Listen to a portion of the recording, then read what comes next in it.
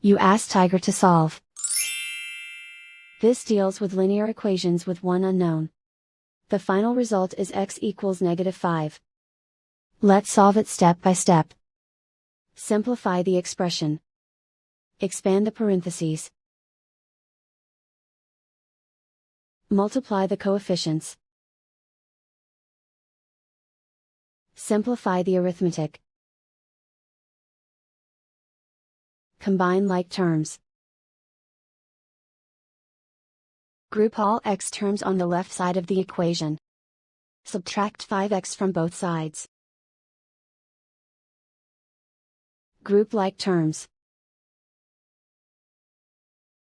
Simplify the arithmetic. Group like terms. Simplify the arithmetic.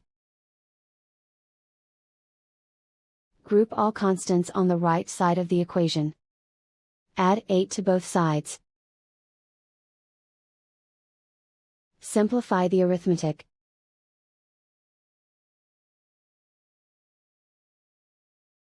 Isolate the x. Divide both sides by 3. Simplify the fraction. Find the greatest common factor of the numerator and denominator. Factor out and cancel the greatest common factor. And so the final result is x equals -5.